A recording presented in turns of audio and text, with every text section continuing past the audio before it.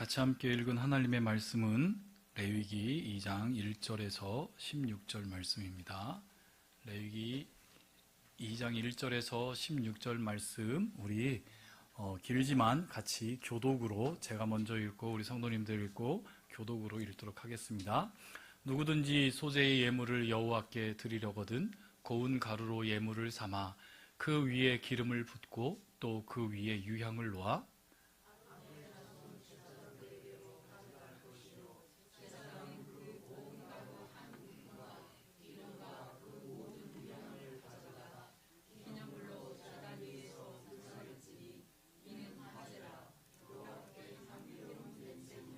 그 소재물에 남은 것은 아론과 그의 자손에게 돌릴지니 이는 여호와의 화제물 중에 지극히 거룩한 것이니라.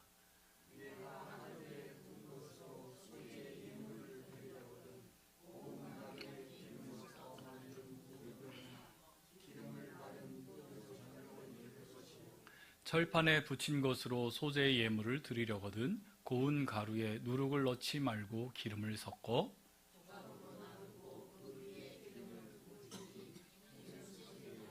내가 냄비의 것으로 소재를 드리려거든 고운 가루와 기름을 섞어 만들지니라.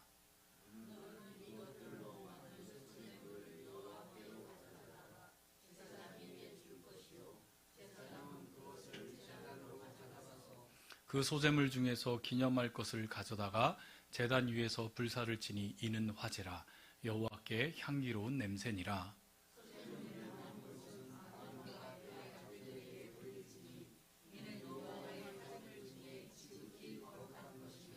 너희가 여호와께 드리는 모든 소재물에는 누룩을 넣지 말지니 너희가 누룩이나 꿀을 여호와께 화제로 드려 사르지 못할지니라.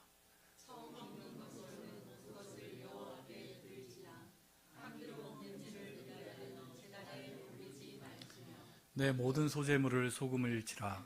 내 하나님의 언약의 소금을 내 소재에 빼지 못할지니 내 모든 예물에 소금을 드릴지니라.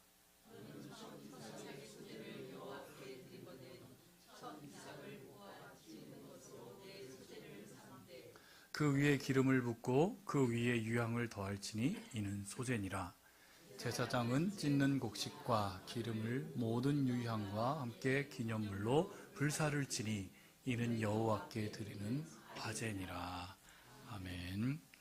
우리 예배에 대한 의미를 계속 오후 예배에는 같이 함께 말씀으로 그리고 전하고자 합니다. 내년의 주제는 예배입니다. 내년에 우리 한마음교회의 주제는 예배입니다.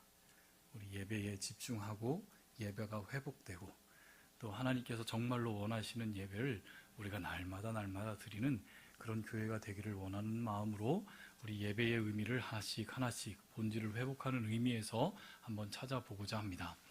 지난주에는 우리가 구약의 제사 중에 번제의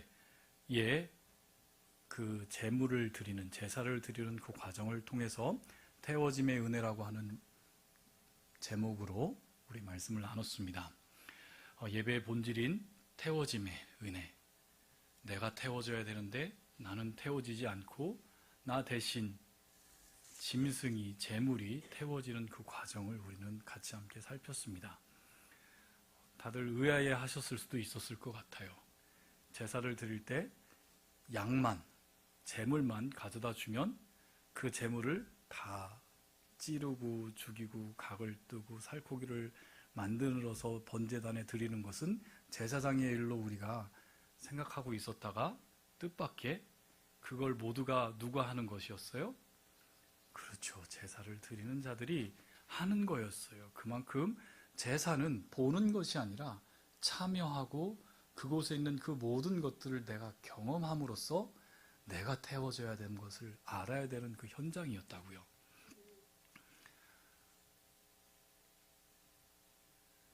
오늘 이 소재도 우리 같이 함께 긴 장면을 읽어보았지만 여기에서도 마찬가지가 우리가 보는 것 같아요. 소재는 곡식으로 드려지는 예배예요. 한자로 번역을 한 건 소재해서 그 소자가 희다라고 하는 힐소자를 썼어요. 그래서 왜 힐소자를 썼느냐? 제사에는 무엇이 있었죠? 붉은 피가 있어야 되는데 이 곡식으로 아주 그냥 빻아서 고운 가루가 된 그것을 하나님께 바치는 그 곡물로 드리는 제사, 그것을 소제라고 이야기를 했는데, 소제라고 하는 그 이야기, 그 히브리어의 민하라고 하는 그 단어는 선물이라고 하는, 그러니까 선물로 제공한다라고 하는 그런 의미가 히브리어 안에는 있습니다. 그래서 그것은 단순히 드리는 그것으로 끝나는 게 아니라 자신을 철저히 낮추고 그 제사를 받으시는 그 하나님께 정말로 감사의 마음을 온전히 담아 선물로서, 제물로서 드리는 것을 의미한다라고 하는 것이죠. 그러니까 소제라는 그 안의 의미는 하나님께 먼저 감사하는 감사의 제사이기도 합니다. 우리 성경을 읽었듯이 소제를 드리는 그 과정이 어떻게 되죠? 사람들이 소제를 드리려고 하는, 곡식으로 드리려고 하는 그것을 가지고 곡식을 빻아요. 그렇죠? 어느 정도 바치는 것은 각자의 사정에 따라 다르겠지만 어떤 곡식이든지 그 당시에는 아마 밀이었을 거예요. 쌀은 그곳에 없었으니까. 밀을 열심히 쌓아서 고운 밀가루를 만들어서 제사장 앞에 가지고 오는 거예요. 그럼 제사장은 그 가지고 온 그 곡물을, 빻은 곡물을 한 움큼 껴서 거기에 기름과 유향을 바르고 기름과 유향을 얹혀서 그걸 제단 앞에 태워서 불사러서 그 향을 하나님께 올려드리는 일이 되었고, 나머지는 어떻게 됐죠? 제사장들에게, 그리고 제사장들과 제사장의 가족들이 나머지 그 곡식은 먹었다. 그들이 같이 함께 즐겨서 성전 안에서 성전을 지키는 자들의 몫으로 삼게 해줬다라고 하는 그 말씀을 우리는 읽었어요. 그래서 그 가루를 직접 드려도 되고, 화덕 있잖아요. 화덕에서 빵을 굽는 거예요. 그러니까 지금 피자처럼 그걸 구워서 다시 그것을 제사장 앞에 드리면 제사장 또 똑같이 떼어서 드리고, 나머지는 제사장의 몫으로 되고, 그리고 철판에 전을 구워서 전처럼 만들어서 전을 또 쪼개서 그것을 또 하나님께 드리고 나머지는 제사장들이 먹고, 그리고 냄비에 또 곡식으로 만든 음식을 만들어서 가지고 오면 그 냄비의 음식도 한 움큼 지어서 제단 앞에 태우고 나머지는 제사장과 아론의 자녀들이 그것을 먹었던, 그러면서 그 아들들에게 돌릴지니 그것은 거룩한 하나님의 것이다 라고 이야기를 했었던 그런 장면들을 우리는 보게 됩니다. 그런데 여기서 우리가 착각하는 지점이 있어요. 어떤 걸 착각하냐면 제사장의 목, 그것을 이제 거룩한 음식이다 하면서 제사장에게 돌렸다라고 하는 그 지점을 통해서 소제물은 제사장이 먹고 마시는 것으로 우리는 생각을 하면서, 사실은 소제에 있는 그 기념 중에 하나는 제사장의 생계를 지원하는 의미도 있다라는 것이었어요. 그래서 남은 소제물은 제사장과 그 가족들에게 양식이 되었던 게 사실이기도 해요. 그런데 우리가 착각하지 않았으면 좋겠어요. 그러니까 무엇을 착각하지 말으려면, 신약의 시대를 살고 있는 우리는 목사가 제사장일까요? 그거 아니에요, 여러분. 그렇게 생각하시면 안 된다는 거예요. 그러니까 제사장의 몫으로 그들의 생계를 책임질 수 있도록 만들었던 그 소제가 남아있는 그 곡식들이 거룩한 것으로 구별되었다라고 하는 것은, 그 당시 구약시대에 하나님 나라의 백성들의 거룩함을 지켜내기 위한 가장 큰 방편은 하나님의 성전이 유지되어야만 되는 것이었어요. 그 하나님의 성전이 유지되기 위해서는 누가 필요했어요? 제사장과 레위인이 필요한 거였어요. 그래서 제사장과 레위인들은 자신들은 하나님의 성전을 받드는 자들로, 하나님의 성전에서 섬기는 자들로 있기 때문에 하나님께서는 12지파에서 제하셨고, 레위 자손들과 제사장에게는 땅을 기업으로 주지를 않으셨어요. 대신 하나님 성전을 지키고 하나님 성전을 거룩하게 하는 일에 그들이 봉사를 했고, 그들을 위해서 나머지 12지파 사람들이 그들을 위해서 생계를 책임져야 되는 그런 일들을 했다라는 것이죠. 그래서 우리는 여기서 착각하지 않으셨으면 좋겠어요. 그것은 그 당시에 하나님 나라의 백성들의 거룩함을 지키기 위한 최소한의 활동으로 하나님께서는 소제를 받으시면서 그들을 하나님의 성전 일을 돕는 제사장들을 위한 생계 유지를 위한 제물로 그들은 바쳐졌지만, 신약을 살고 있는 우리들에게는 목사가 제사장인가요? 여러분, 그렇게 생각하시면 안 돼요. 제사장이 누구예요? 그렇죠. 베드로전서 2장 9절 말씀 한번 읽어볼까요? 그러나 너희는 택하신 족속이요 왕같은 제사장이요 거룩한 나라요 그의 소유가 된 백성이니 라고 이야기를 하고 있어요. 무슨 얘기냐면, 제사장들이면서 제사를 지내는 예배자가 되는 것이 바로 누구라는 것이에요? 바로 우리 모두라는 것이에요. 여러분, 이런 생각 해보지 않으셨어요? 그럼 제사장들은 제사만 드려주고 제사장들은 제사 드리지 않았을까요? 어떻게 생각드세요? 드려야죠. 제사장들도 개인의 일들이 생기면, 개인의 죄가 있으면, 사람들과 화목해야 될 일이 생긴다면, 소제를 드릴 만한 일들이 생긴다면, 제사장들도 다른 제사장들에게 가서 그들의 제사를 드리는, 개인의 제사를 드리는 자들이었다라는 것이에요. 따라서 우리는 제사장 되어서 우리 모두가 제사를 드리는 사람들이라는 것을 여러분들 기억하셨으면 좋겠습니다.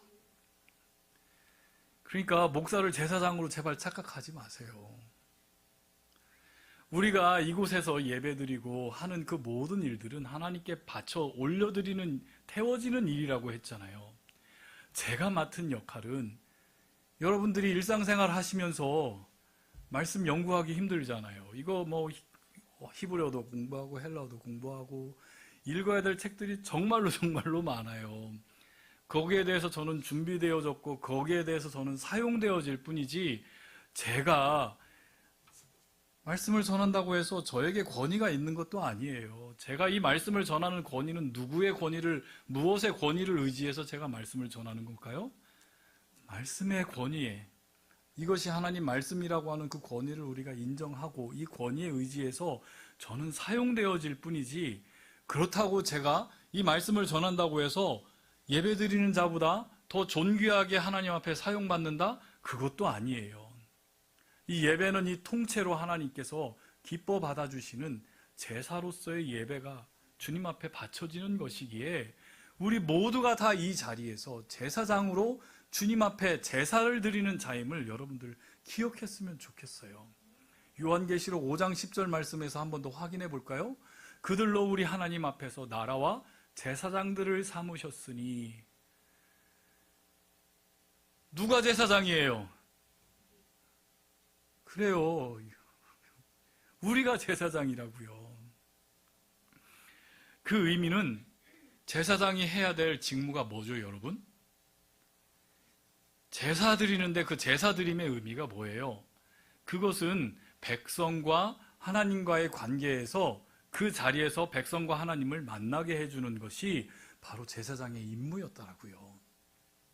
그런데 예수님께서 십자가에 못 박혀 완전한 제물이 되셔서 완전한 제물로 하나님 앞에 단 바쳐지는 온전한 제사를 드려지는 그 십자가의 제사가 이후 우리 모두는 제사장이 필요한 자들이 되었나요?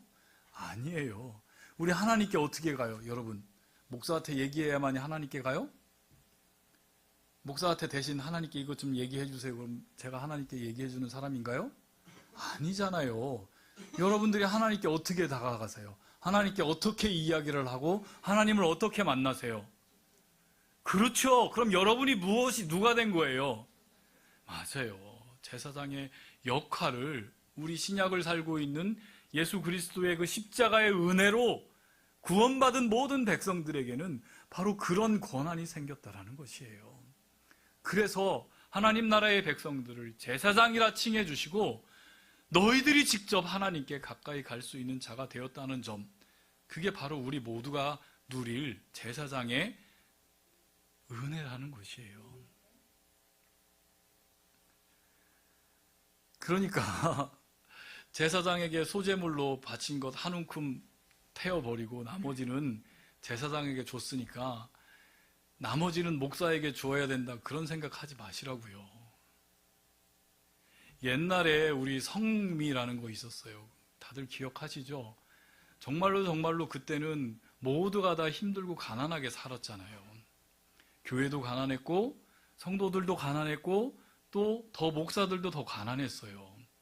그래서 한국에서는 그들 목사님들이 그래도 굶지는 않게 하려고 성도들이 어떻게 했죠? 집에 쌀에서 쌀뚝에서 한 대씩 모아다가 성미통에 쌀을 이렇게 주고 쌀을 모으고 그 쌀을 통해서 최소한 가난한 목사가 굶지 않고 사역을 했으면 좋겠습니다라는 마음으로 했는데, 그것을 마치 제사의 의미로 제물을 서로 바치는 것으로 여러분들이 생각하지 않았으면 좋겠어요. 그게 참된 예배의 모습이 아니라는 것이에요.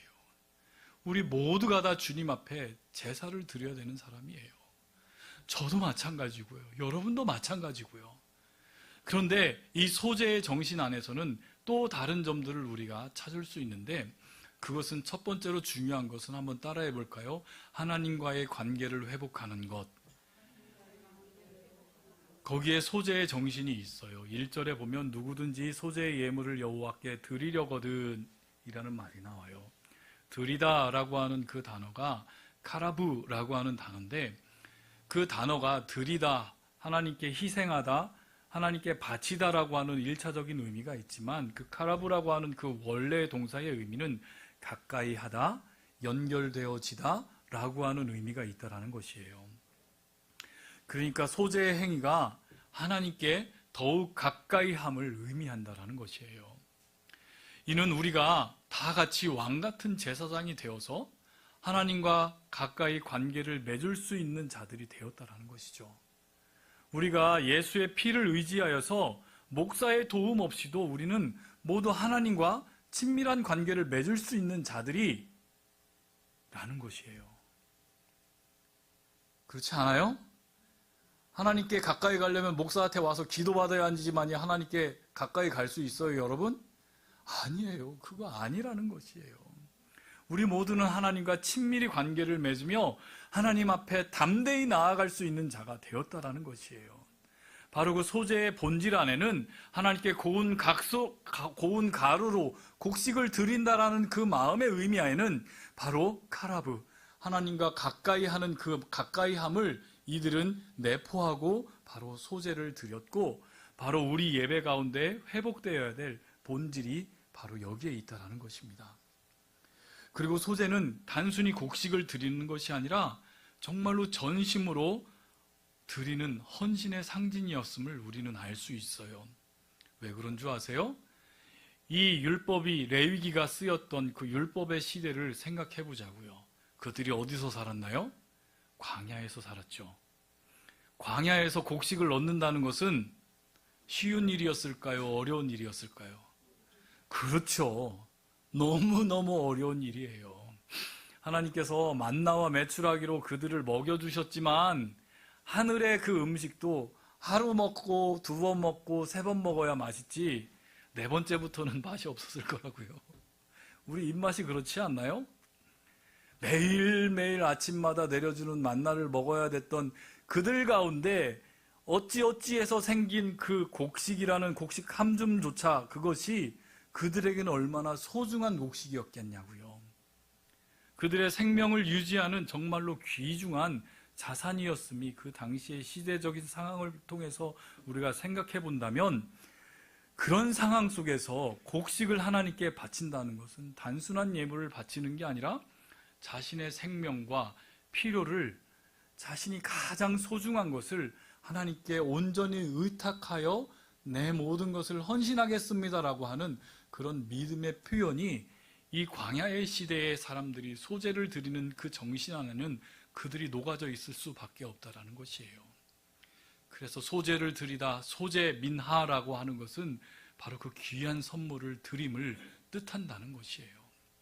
그러나 이 선물은 단지 제사장에게 드리는 것이 아니라 하나님께 직접 올려지는 귀한 예물이었다라는 것이에요. 자신의 헌신을 통해서 정말로 귀중한 것을 통해서 하나님과의 관계가 회복되고 유지되기 위한 진실한 마음을 하나님께 드리는 그 자리가 바로 소재의 자리였다라는 것이에요. 근데 이게 놀랍게도 가나안 땅에 정착한 이후에 또 다른 의미로서의 소재의 의미가 변화가 돼요. 광야를 지난 후에 가나안 땅에 정착한 이후에도 소재는 여전히 중요한 제사로 그들이 드렸습니다. 하지만 많은 성경학자들에 의하면 이 시기에는 특별히 소재는 형편이 어려워진 자들이 하나님께 나아갈 수 있는 길을 열어주는 은혜의 제사였다라는 것이죠.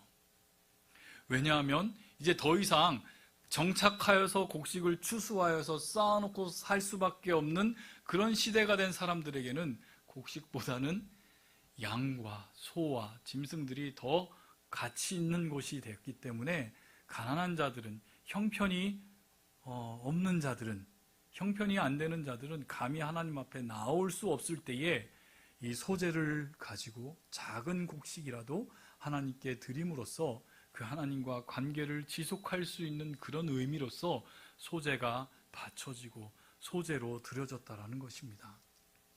그러니까 소재를 드리는 그 곡식이라는 그 제물의 가치보다는 정말로 드리는 자, 준비하는 자의 마음과 헌신에 정말로 순수함이 있음을 우리가 예배를 드리는 본질 안에 우리가 담고 있어야 될 정신이라는 것이죠. 이것은 정말로 우리에게 놀라운 영적인 교훈을 줍니다. 우리의 형편이나 조건을 넘어서 가장 귀한 것을 하나님께 드릴 수 있는 마음, 하나님께 드림으로써 우리가 하나님과 관계를 유지하고 하나님과 깊은 교제를 하기 원하는 정성스러운 선물을 준비하고 오는 그런 마음을 예배의 시간마다 우리가 담아야만 한다는 의미를 우리에게 주고 있다는 것이에요.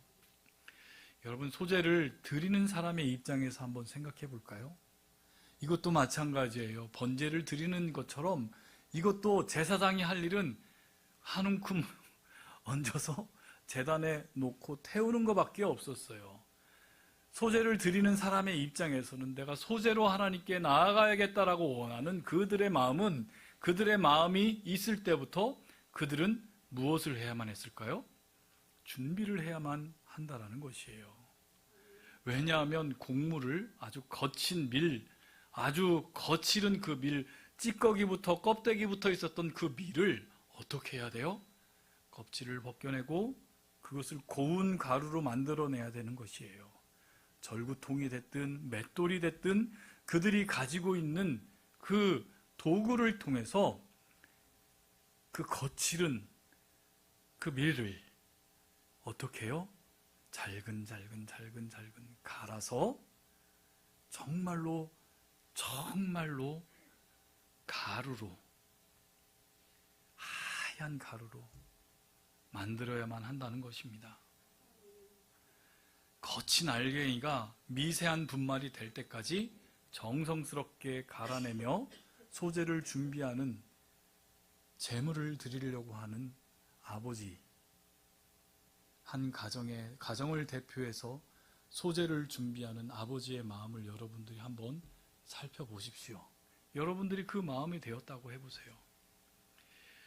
예배자가 되어서 주님 앞에 예배를 드리는 마음으로 온다라고 하는 것은 바로 그 준비되어지는 그 마음을 통해서 갈아지는 그 곡식을 보면서 이 제사 드리는 자가 무엇을 생각했을 것 같아요? 자신의 생각과 뜻이 하나님 앞에서 그 절국공의에 담겨져 완전히 갈아져 버리는, 그 부러뜨리는 영적인 훈련을 그는 하고 있었다라는 것입니다. 우리가 예배의 자리에 초대되어서 오는 이 모든 과정은 바로 이런 준비됨의 자리가 있었는지 저와 여러분에게 도전하는 말씀입니다. 지난주에도 번제를 드리는, 제물을 드리는 자의 준비되어짐을 우리는 정말로 묵상했어요. 흠없는 짐승을 찾아내는 거기서부터 시작돼서 제사로 드리는 그 모든 과정 가운데 제사를 드리는, 하나님 앞에 제사를 드리는 가는 그 철저한 준비 과정을 거쳤다라는 것입니다. 소제를 드리는 제사자의 입장에서는 그 가루를 갈아내는 그 정성 속에서 우리는 이 자리에 와서 무슨 마음으로 이 자리에서 예배를 드려야만 할까요, 여러분? 바로 우리의 생각과 뜻이 하나님의 그 절극공의 앞에서 모두 다 펴져 그 거칠은 우리의 모든 자아가 갈기갈기 잘근잘근 부셔져서 고운 미세한 가루가 되어 부스러뜨리는 영적인 준비됨이 우리의 예배 자리로 가득 채워졌으면 좋겠습니다. 그리고 그 소재 안에는 고운 가루 위에 무엇을 첨가해야 된다고 했어요? 무엇을 더해야 된다고 했죠? 기름과 유향을 더하라고 했습니다. 고운 가루 위에 기름을 더하고 유향을 더하는 그것은 바로 성도의 희생과 헌신을 더욱더 거룩하게 만든다는 의미가 있다는 것이에요. 성경은 기름의 성령으로 상징하고 유향을 성도의 기도로 해석합니다. 우리 예배도 마찬가지예요. 하나님의 말씀이라고 하는 그 절국공의 안에 우리의 자아가 곱게 갈아진 가루가 된 상태에서 우리가 기름과 유향으로 우리의 헌신을 더해야만 한다는 것입니다. 여러분, 은혜로운 예배는 저절로 이루어지지 않습니다. 우리 하나님의 은혜가, 하나님의 영광이 충만한 은혜는, 우리가 온전히 태워지는 예배는 목사의 설교만으로 절대 될 수가 없습니다. 교회의 화려한 건물로 절대 이루어질 수 없으며, 찬양팀과 아주 뛰어난 시설들로, 음향시설들로 우리의 감정을 부추긴다 한들 그걸로 우리에게 참된 은혜가 내려오지 않습니다. 예배드리는 모든 예배자가 각자의 자리에서 가루가 되어서 예배의 준비자가 되어서 기름과 유향을 부어 각자가 할 수 있는 최고의 헌신과 봉사가 드려질 때 우리 하나님께서 정말로 기뻐 흠양하시는 그런 풍성한 예배가 될 수 있다는 것입니다. 예배는 착각하지 마세요. 설교자나 찬양팀만의 일이 아니에요. 우리 예배가 예배되기 위해서 많은 손길들이 필요하다는 것 여러분들 잘 아시잖아요. 각자가 있는 그 손길에서 음향을 조정하는 일, 찬양과 반주로, 그리고 같이 찬양으로 인도하고, 그리고 행정으로, 그리고 예배를 안내하며 그 모든 일들이 하나님께 올려지는 소재로서의 예배가 된다는 것입니다. 즉 우리가 갈아넣는 그 헌신들이, 우리가 각자의 자리에서 할 수 있는 그 헌신들이 모여질 때에 예배는 단순한 행위를 넘어서 우리 하나님께 가까이 다가설 수 있는 하나님과 깊은 교제의 장이 펼쳐질 수 있다는 것입니다. 바로 이것이 소재의 영적인 의미라는 것이에요. 예배에 우리가 사용되어짐에, 예배를 통해 우리가 수고하며 고른 가루 위에 첨가되는 기름과 유향이 된다는 것입니다. 이런 예배 사역이 우리 한마음교회에 있었으면 좋겠어요, 여러분. 내년에는 우리 어떻게 해서든 이 최대한 예배에 우리 모든 성도들이 참여할 수 있는 예배 사역에 우리 모두가 다 예배 부원들이 됐으면 좋겠어요. 우리 같이 함께 예배에 대한 말씀을 여러분들과 같이 함께 나누는 것은 우리 같이 함께 예배에 대한 예배 사역자가 되어서 같이 어떻게 예배를 감당할 수 있는지를 같이 한번 고민하며 같이 한번 우리 세워나갔으면 좋겠어요. 목사의 생각뿐만이 아니라 여러분들이 한번 말씀을 통해서 부어지는 그 가운데 내가 예배 가운데 내가 태워질 수 있는 나의 헌신과 나의 봉사가 사용되어질 수 있는 사역이 무엇인가를 여러분들이 각자 한번 생각해 봤으면 좋겠어요. 보여지는 음향이나 찬양 반주나 찬양이나 악기나 그거 제외하고요. 우리 같이 이 안에 우리가 부을 수 있는 우리의 헌신과 봉사들이 무엇이 있는지 여러분들 각자 한번 고민하며 내년에는 우리가 이 예배 가운데 그런 풍성한 우리의 드려짐의 예배가 있었으면 좋겠어요. 무엇을 위해서요? 우리가 하나님께 가까이 가기 위해서.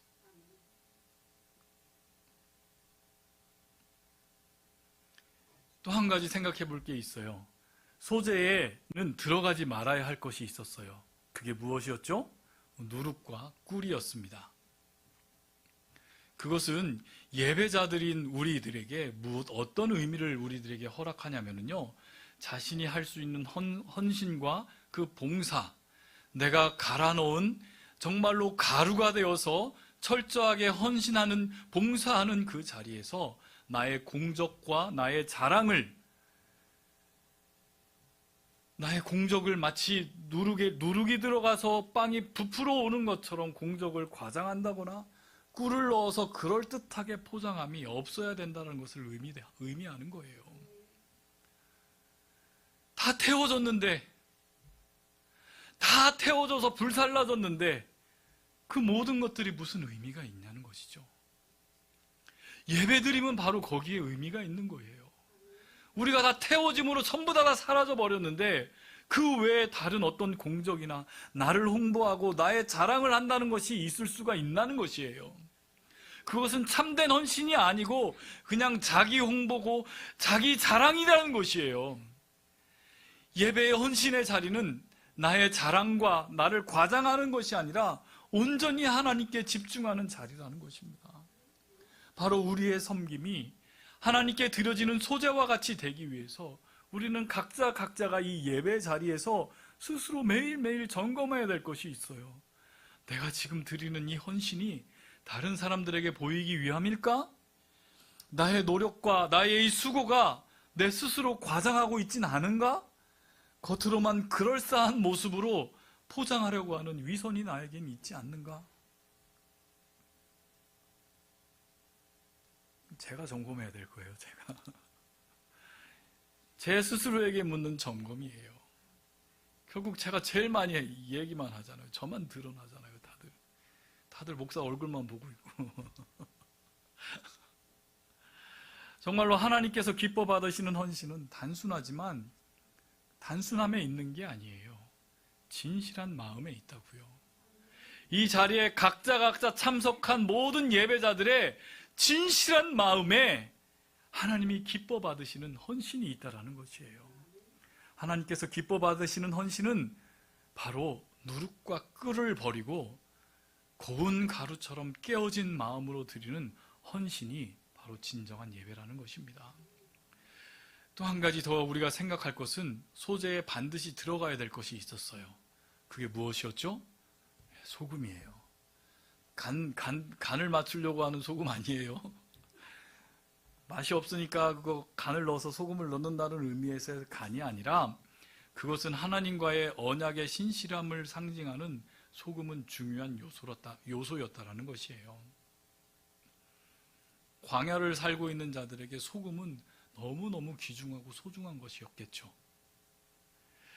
예배자가 소금을 넣는 그 행위에는 하나님과 맺어진 언약, 그것도 성경은 소금의 언약이라고 명확하게 짚어내고 있잖아요. 하나님께서 우리와 맺어진 그 언약에 대한 믿음의 순종과 고백이 소금을 침으로써 있다라는 것이에요. 그러니까 예배를 드리는 이 자리에서 우리가 예배 드렸다라고 하는 그 행위, 내가 오늘 헌금을 이만큼 했다, 내가 오늘 이 자리에 오기 위해서 이런 것들을 내가 포기하고 내가 많은 시간들을 하나님께 드렸다라고 하는 그 행위에 그치지 않고 이 자리까지 오게 하심에 대한 무엇이 있었어요? 언약, 약속이 있었다라는 것이에요. 하나님께서 나와 맺어준, 나를 무엇으로 맺어줬어요? 당신의 백성으로, 당신의 자녀로 맺어준 그 언약, 그것을 기반으로 이루어지는 것이 무슨 예배다? 참된 예배라는 것이에요. 한번 확인해 볼까요? 민수기 18장 19절 말씀 한번 같이 읽어보겠습니다. 이스라엘 자손이 여호와께 거제로 드리는 모든 성물은 내가 영구한 몫의 음식으로 너와 내 자녀에게 주노니 이는 여호와 앞에 너와 내 자손에게 영원한 소금 언약이니라 라고 이야기를 해요. 소금은 부패를 방지하고 변질되지 않는 그런 성질이 있기 때문에 하나님께서 우리에게 주시는 결코 변하지 않는 신실한 언약을 상징한다고 그렇게 말들 하지만 그렇지 않아요. 그냥 주님께서 명령하신 거예요. 소금을 쳐서 소금을 칠 때마다 무엇을 생각하라고요? 하나님의 언약을 생각하라고요. 하나님의 언약을 생각하라고요. 언약 앞에서는 하나님께서는 어떻게 하신다고 하셨죠? 그냥 다 오케이예요. 우리가 아무리 주님 앞에 나올 때 두렵고 떨리는 마음으로 와도 우리가 그 하나님 앞에 담대함으로 다가설 수 있는 것은 딱 한 가지예요. 주님께서 언약해 주셨잖아요. 그 언약을 지키시기에 신실하신 한 마음으로 변치 아니하시고 그 언약을 신실하게 지켜내신 그 하나님의 그 성품을 반영하며 예배 안에 소금을 포함시키는 것은 하나님께서 언약으로 맺어주셨잖아요. 내가 당신을 사랑하기 전에 당신께서 나를 먼저 사랑해 주셨고, 내가 당신을 알기 전에 나를 먼저 아셔서 나를 당신의 자녀로 삼아 주셨겠다고 약속하신 것이 하나님이시잖아요. 그 언약으로 주님 앞에 나와 예배드리는 자가 바로 참된 예배의 자리가 될 수 있다는 것입니다. 결국 소재의 정신은 예배의 자리에서 우리의 뜻과 생각이 말씀 안에서 우리가 다 어떻게 돼야 된다고요? 말씀의 절구통 안에 다 빠져서 잘근 빠져서 눈에 보일까 말까 하는 미세한 가루가 되어서 나의 자아는 하나도 남지 않고 온전히 하나님의 뜻만 남게 되는 헌신의 정신이 바로 소재에 담긴 예배의 정신이라는 것입니다. 이러한 예배는 생각만 해도 짜릿하지 않으세요? 막 빠진 그 고운 가루가 주님의 제단에 유향과 기름으로 얹혀져서 불태올랐을 때에 하늘의 향기로 올라가는 그 고소한 향기를 하나님께서 기뻐하지 않으실까요? 올해에도 그리고 다가오는 새해에도 우리의 예배가 바로 이 소재의 정신을 담아드리는 참된 예배의 자리가 됐으면 좋겠습니다. 우리의 헌신과 봉사가 하나님의 제단에 올려질 때마다 예배는 형식이 아니라 저와 여러분의 진실된 삶으로 드려지는 거룩한 향기가 될 것입니다. 여호와께 향기로운 냄새라. 여호와께 향기로운 냄새라. 이 말씀이 지금 이 자리에 같이 함께 예배하는 우리 모든 성도님들과 함께 주님께서 향기로운 제물로 바쳐지는 아름다운 예배의 자리가 되기를 주님의 이름으로 축원합니다. 우리 같이 함께 찬송 38장을 부르며 찬양하고 또 말씀을 생각하며